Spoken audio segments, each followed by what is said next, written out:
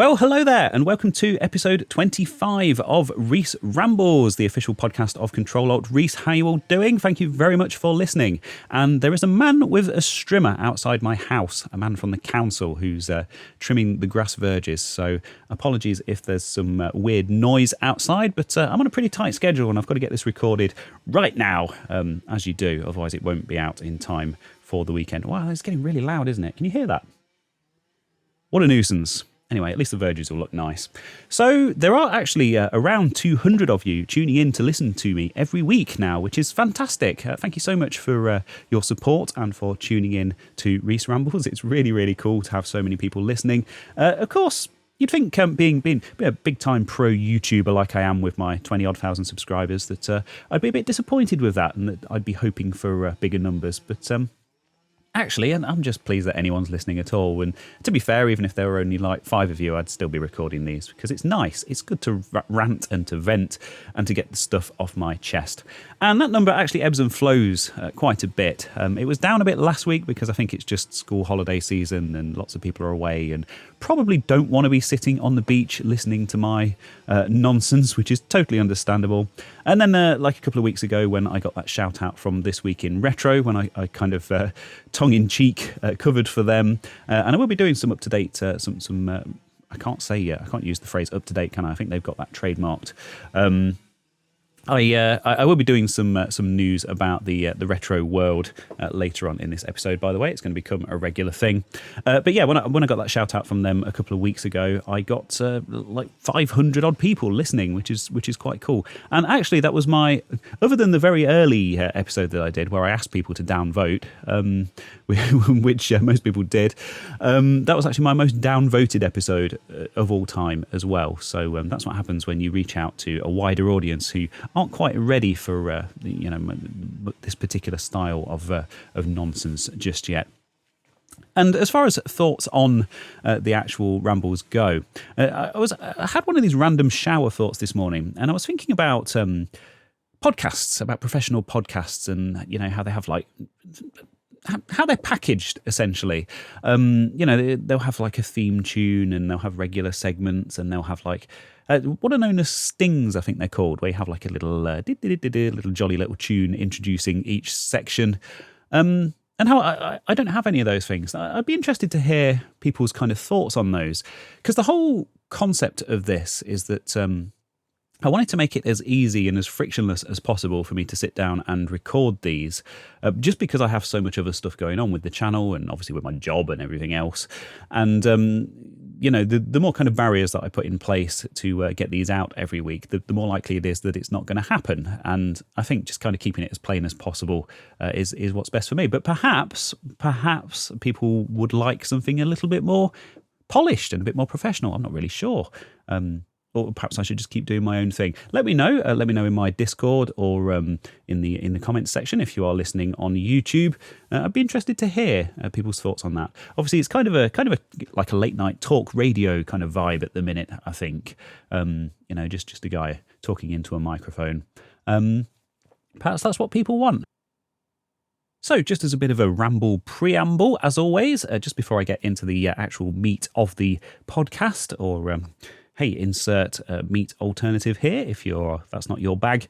I have mentioned recently that my friends got married, which is very cool. They are very much enjoying married life. And of course, the next thing will be the honeymoon. And I've also mentioned in the past that we are going to America at some point later this year. Obviously, I'm not going to give you the exact dates because you know about all the stuff that I have and probably have an idea about where I live as well. So advertising that on the internet probably isn't wise. Although we do have family staying here, so I guess you'll have to fight them off if you do want to come and steal my stuff. But yes, it's the time is rapidly approaching when we shall be going to America.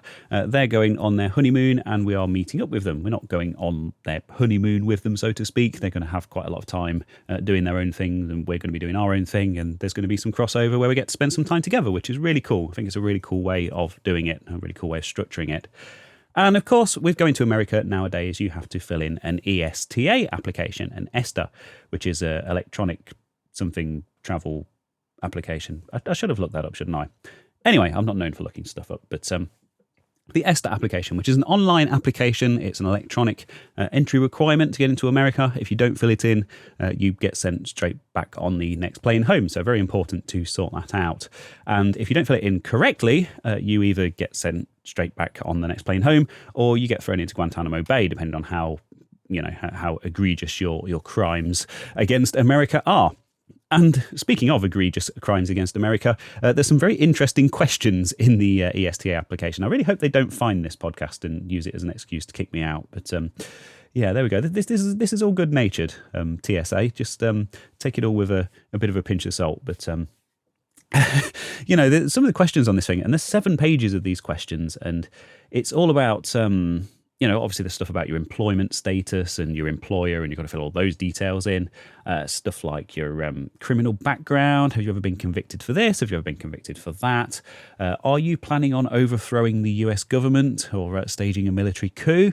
Is one of the questions, which, to be fair, I mean, it's not a thought that crossed my mind. I like to kind of leave individual countries to sort of sort their own politics out. I don't tend to engage in geopolitics and take direct action against foreign governments. But hey, you never know. My stance on that might change at some point, I guess. But as it stands, no, I'm not planning on overthrowing the government. And there's also a question: have you ever engaged in genocide?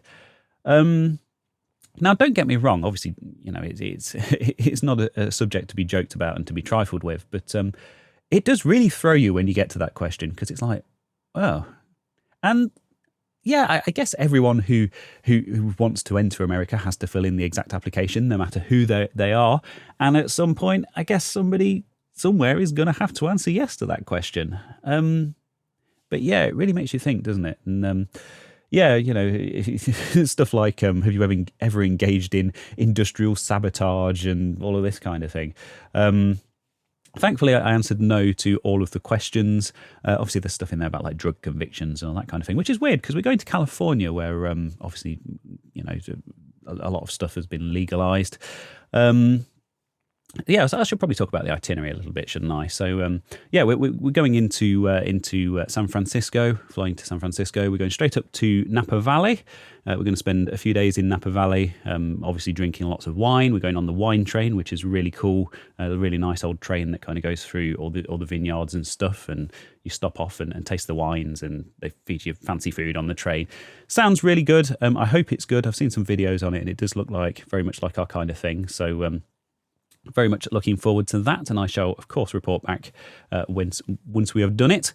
And then we're going to be heading down to, I think we're going to spend a day in San Francisco, and we're just going to do the typical touristy stuff, just so we've done it, stuff like Alcatraz and Fisherman's Wharf. And there's actually a video that I want to make while we're there. There's a museum called the Musée Mécanique. I think I've mentioned this previously, but it's like a big museum of electromechanical and mechanical old arcade games, I guess, like music machines, fortune tellers, pinball. They've got some slightly newer stuff in there as well, some kind of like 80s arcade cabinets and stuff, I think, from what I've seen.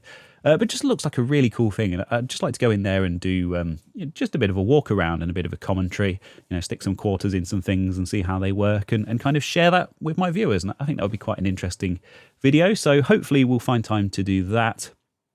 And then we're going down to LA, to Venice Beach, spending a few days on, in that kind of area. And then we're going into, Hollywood area and that kind of stuff. And a lot of Americans have told me that there are parts of San Francisco that aren't very nice, and that there are parts of LA that aren't very nice. I must say, I actually went to, as a kid, we actually did a very similar trip.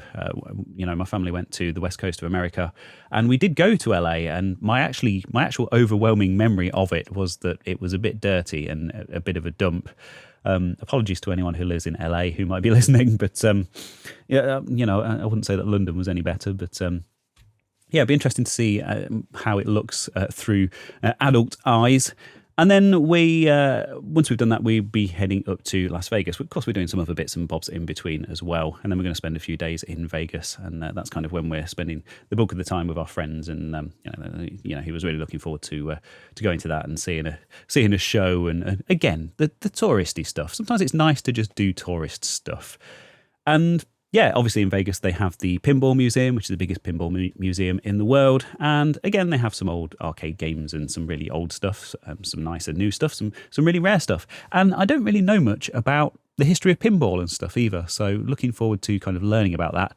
And that's another one where if I have the time, I would kind of, I would like to kind of point a camera at some stuff and do a bit of a walk around and talk about what they have there in the museum. So hopefully that will all come together quite nicely. Don't want it to detract too much from the trip, but hey, I guess I need to do some YouTubing while I'm there as a content creator / hashtag influencer.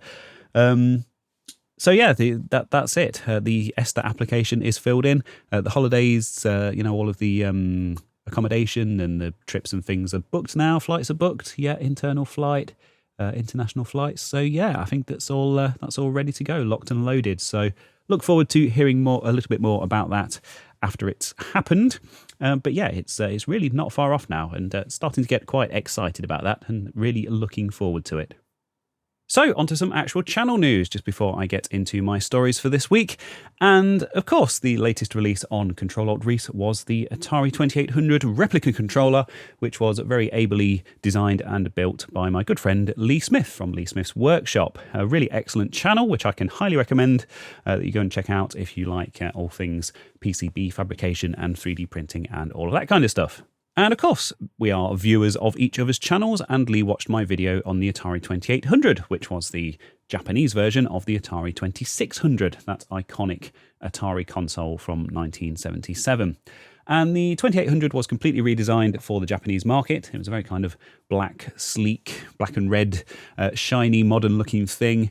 And they also redesigned the controller. So originally, the 2600 came with those iconic Atari joysticks, the CX40, the black ones with the red fire buttons, that of course everyone associates with Atari and with the golden age of home gaming. And it also came with paddles, which are... Do I need to explain the concept of paddles? I'll explain them anyway. They have a big knob on the top that spins around and a fire button on the side. And of course, they were based on arcade games of the time. There were a lot of arcade games coming out around that time that used spinners and various rotary type controllers. And of course, they wanted a home version of that, so it can act as a steering wheel for a driving game or that kind of stuff. And when Atari released the 2800 in Japan, they decided that they wanted to incorporate both of those controllers into one, so they didn't have to ship a box full of different controllers. And they designed something that was very, very interesting and very clever. So you've got the joystick that goes left, right, up, down, of course. It's quite this really nice, sleek, rectangular handheld thing, not at all like the original Atari joysticks, the old square, chunky ones. And it's got the buttons on the side, which of course you can press with your thumb and your index finger. And yeah, it's a really nice, ergonomic, well-designed thing. And obviously its main feature is the fact that the joystick goes up, right, left and down like a joystick, but it also spins around like a spinner or a paddle. And it works really, really well. But it does have some issues, like, the self-centering doesn't really work very well. And they use like plastic membrane type contacts just to keep the production price down. And to switch between paddle and joystick mode, there was a button on the console itself. So you can't use those controllers with other consoles that don't kind of officially support them. And Lee took it upon himself to fix all of these problems, which he has done, and produced a really, really high quality. And I think it's fair to describe this as a release candidate rather than a finished thing. I know he's gone back and redesigned a few things based on my feedback and based on some kind of other ideas that he's had. And it's just such a lovely thing. I'm actually sat here holding it now, and it's got a switch on the side to switch between joystick and paddle modes.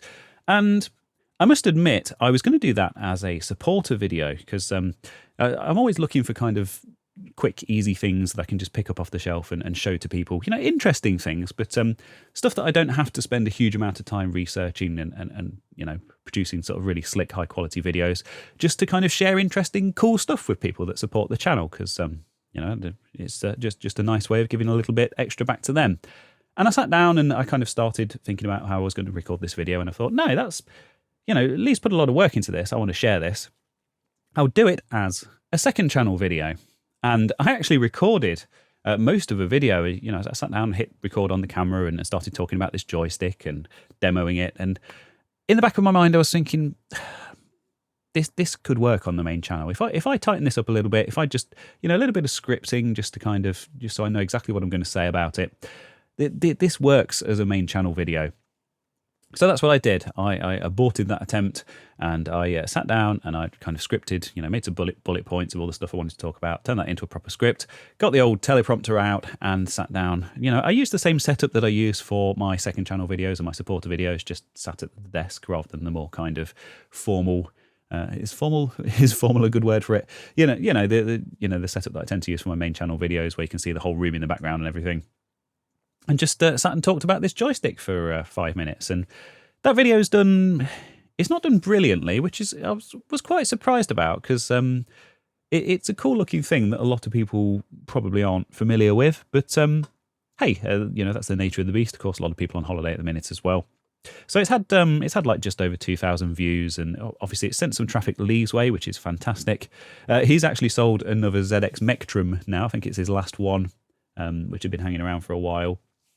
Don't know if that is a direct result of the interest in his channel from my video, but I'm going to take the credit for that because I did mention that in the video. And of course, he's also working on improving the design and hopefully making the 3D printing files and kind of the PCB Gerber or the PCB fabrication files available so people can make their own. And because there's been a lot of interest from people asking if they could get their hands on one. So cool to put that out there and help to kind of spread the word on what he's been working on. And this thing is just lovely. It's all micro switches. I mean, listen to that. And the self-centering mechanism is just perfect. Anyway, you can see all of that in the video. I will link to that in the usual places. But just wanted to talk a little bit about that video and how it came together. Took actually, if I'd actually committed to scripting that and doing it as a main channel video from the off, it would have taken me less than a day easily. As it happens, it ended up taking about a day and a half, and I was kind of away in the middle of that as well, which held it up a little bit. But I'm hoping to do more videos like that on the channel, even if they aren't quite as popular, just because it keeps the ball rolling and just kind of shares interesting stuff with people. And that's kind of part of what I want to do with the channel. But there you go, Atari 2800 replica controller by Lee Smith's Workshop. Go and check out that video in the usual places. And of course, go and check out his channel and his much more in-depth video on how he designed and built that. Anyway, onto some actual retro gaming / retro computing news for this week. And the Tetris movie is in the news again. This is something that I really raved about when it came out way, way, way back at the start of Rees Rambles, however many episodes ago it was. It was an Apple TV exclusive. It starred Taron Egerton, who you might know from the Kingsman films, really excellent films, and maybe Rocket Man, the Elton John film. We're huge Taron Egerton fans in our household. In fact, we named one of our ducks after him. And my wife, in particular, I think is a big fan of him. A very strong jawline. That's Taron, not my wife. And good actor. And the reason that the Tetris movie, of all things, is in the news again is not because of some of the historical inaccuracies and technical issues in the film, which were debated at length at the time and got very boring, but because the author of a book about the history of Tetris is suing the makers of the film because he believes that the film is an unauthorized adaptation of his book. But basically, this guy, he's the editor-in-chief of Gizmodo, if you remember that website. Is it still around? I don't know. I haven't looked at Gizmodo in a very long time. A guy called Dan Ackerman. And he wrote a book called The Tetris Effect, the game that hypnotized the world. And it was released in 2016. And basically covered the history of Tetris and how it was developed and, how it was, brought from behind the Iron Curtain and kind of released to the Western world under very improbable circumstances. If you've seen the film or if you're familiar with the story, you'll know the details. I can still highly recommend watching it, by the way. It is an excellent film. I enjoyed it a lot. Very fun. Maybe not, I guess there were some historical issues with it, but sometimes you just got to switch your brain off and go along for the ride, haven't you? And apparently, at the time when this book was released in 2016, he was in talks with Hollywood studios about turning it into a film, and actually got quite far and got screenplays written and that kind of stuff. Went to the official Tetris company at the time and said, can we license your IP and use it for this film? And they said no. And that was that. Obviously, a film about the history of Tetris can't really happen without being able to actually use the name and the branding and stuff from that game. So that kind of was the final nail in the coffin for that project. And of course, now, years later, 7 years later, all of a sudden, a film comes out, and it's pretty much identical to the film that he was kind of touting at the time. And he's saying that they basically ripped off his concept. He's suing them for basically for damages for at least 6% of the film's $80 million budget. So very interesting to see how that one goes. I haven't read the book. I haven't compared it to the film. Obviously, I'm not familiar with the intimate details of the case, but very interesting. And of course, if it is just a direct kind of copy of his concept, and one of those studios that he was working with at the time has just nicked it and used it without his permission, then I guess maybe he is entitled to something. I don't know, but just a really interesting kind of development in something that I'd basically forgotten about. So yeah, it'll be interesting to see how that one goes. So if you cast your mind way, way, way back to 1993, which is 30 years ago now, you may remember the launch of a games console called the Atari Jaguar. Or if you're in America, I believe it was called the Atari Jaguar. But I'm British in it, so it's Jaguar. And one of my favourite consoles of all time. So I really, really wanted one as a kid. I remember reading about it in the Atari ST magazines and thinking it was the coolest thing ever. Atari's marketing department in full effect there. And of course, it's remembered by history as being a bit of a flop and a bit of a disappointment, which is a shame because it did have a lot of potential. It was just lacking in support and had some kind of architectural issues as well, and the competition were kind of slightly better. But anyway, the Atari Jaguar. And one of the visions that Atari had for the Jaguar back in the 90s was VR. Nowadays you can go out and you can buy a HTC Vive or an Oculus Rift or one of many, there's PSVR as well, I think, one of many VR headsets, and slap it on and you can play virtual reality games. But Atari wanted people to be able to do that in the comfort of their own homes 30 years ago. And they were actually working with a company called Virtuality, who had, they're actually local to me. They're actually based in Leicester, which is kind of my hometown in the UK. And, they made these big arcade machines that use like a electromagnetic sensors, and you had to stand inside this big ring and put this big helmet on that had like a huge chunky cord that connected you to the base, and then there was like a controller that you held onto that was like a pistol grip thing with a button on it, or two buttons. And I actually played with one in a video of mine last year. I made a video about the Retro Computer Museum in Leicester, and actually got to play on one again for the first time since I was a kid. And it's a really cool machine, really, really sensitive tracking, really accurate tracking in that machine, even compared to the modern stuff. And Atari wanted to use that for home users. And of course, you can't expect people to stand inside a giant magnet in the comfort of their living room. So they developed an infrared tracking system that apparently actually worked quite well, by all accounts, based on the few prototypes that still exist and the people out there, the private collectors that still own those. Apparently it actually worked quite well. And unfortunately, it was all cancelled. It was going to be released kind of a few years after the console itself, and Atari imploded, and JTS, a hard drive manufacturer, ended up sort of buying up the bits that were left over in 1996. Really, really weird chapter in Atari's history. And of course, all that stuff got cancelled, and all of the pre-production prototypes, which were very, very close to final production hardware, got scrapped, other than the one or two that managed to escape and are now, like I say, in private hands. Anyway, why am I talking about this in 2023? Well, the reason is that you can finally experience it for yourself, thanks to Big PMU, which is a name that still makes me giggle because I am a big child. But Big PMU is an Atari Jaguar emulator, and it was developed actually to be used for the Atari 50th anniversary release that they did. Was it last year? It was last year. on the PC and the consoles and stuff, which was a really, really cool. It was like a collection of games, had some reimagined kind of Atari classics in there, as well as some of the original versions, and a lot of interviews with people that worked there at the time, and quite in-depth Atari history and stuff. Really, really interesting to someone like me who's obviously interested in that stuff. And also, I think for the first time ever, had Jaguar games that you could play, and these were powered by an emulator that they developed internally for this. Well, I say internally, they're basically developed specifically for this release. And after the release, the developer said, hey, can I carry on sort of releasing this thing as an ongoing project? Can carry on working on it? And Atari said, yes, yeah, you can carry on putting that out there for free and people can use it to emulate Jaguar games, which is really cool. And he's added VR support to it. So you can now fire up Big PMU and on your modern VR headset or 3D TV or 3D monitor, if you have such a thing, you can play Missile Command 3D. And, I think that was kind of the commercial game that supported Jag VR, but there were some other prototypes and things. I must say the Jag VR stuff isn't really one of my areas of expertise, but if you have a modern 3D TV or 3D monitor or a modern VR headset, you can fire up Big PMU and you can play Missile Command 3D as Atari originally intended, and that's a cool thing, isn't it?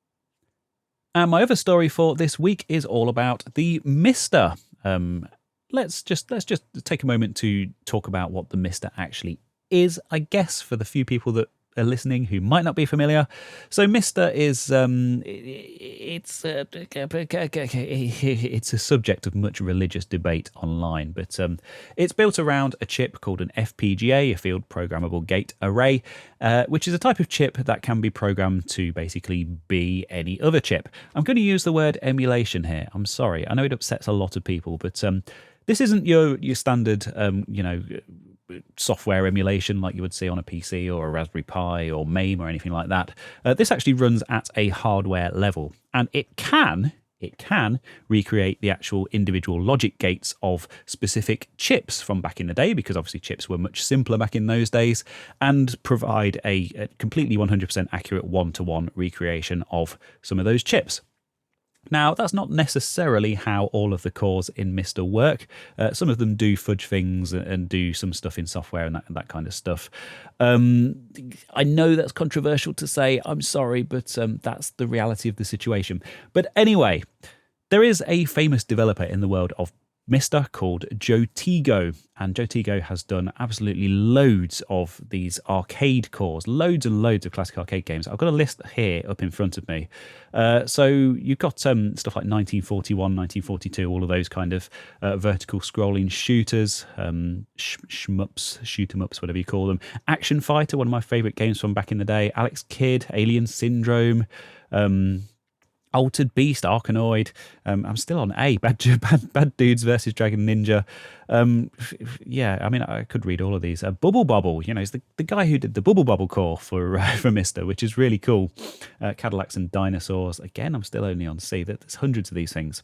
And the latest core that Joystick has announced that he's working on is the original Simpsons arcade game from 1991, the 4-player one, which is really exciting because I'm sure it's a cabinet that's very fondly remembered by most people, who ever went into an arcade or a bowling alley or whenever in those early 90s years, and would hear the Simpsons theme tune blasting out every couple of minutes from this huge, impressive looking cab with like 4-player controllers on the front. Really huge, unwieldy thing, but a really awesome game. And it was the first officially licensed Simpsons arcade game. There were a few after that, and he's announced that it's under development for Mister and for the Analog Pocket, which is another FPGA based system, and it has been shown on Twitter or X or whatever the hell it's called this week, showing the track loop and showing that the audio is working, so evidently quite far advanced. I think it's good to show these things when there's actually something to show rather than just like tech demos and stuff, which Joystick is a veteran of all this and knows full well what he's doing. So yep, and I should give a shout out to Joystick's Patreon as well, because what he does is he releases his work in progress cores on there first for people to test, And as a patron, your name, basically if you pause the game, which of course wasn't something that was originally available in these arcade games, it comes up with a list of his patrons if you're running one of his cores, which is really nice. It's a really nice way of kind of giving credit to the people that have helped to fund the development of these things. And, you know, I love it. One of my favourite arcade games, absolutely fantastic. And the core is evidently quite far along in its development and very much looking forward to checking that out. And I really do need to dig out my Mr. Multisystem again. And, you know, I do play with it occasionally, but I think it's been a while. And just give some of those arcade games another go, because they're a load of fun with a proper arcade stick. And because of the way that they run in that FPGA, you know, the performance is absolutely spot on. You know, the emulation, if you want to call it that, is absolutely spot on, and a really, really brilliant, by far the best way to enjoy those original games if you don't have access to the original hardware. But that's all I have for you this week, so thank you very much as always for listening. It's very much appreciated. Don't forget to subscribe to the channel and to Control-Alt-Rees so you don't miss any of these. And of course, be sure to check out Lee Smith's workshop and his incredible Atari 2800 controller. I still can't get over how good it is. If you want to see the video about how that was designed and built, and of course all of his other really high quality content covering 3D printing and PCB fabrication and that kind of stuff, do go and check out his channel, which of course I will link in the usual places, along with all the other stuff that I have talked about in this ramble. So that's all I have for you. Once more, thank you very much, and that's it. Bye.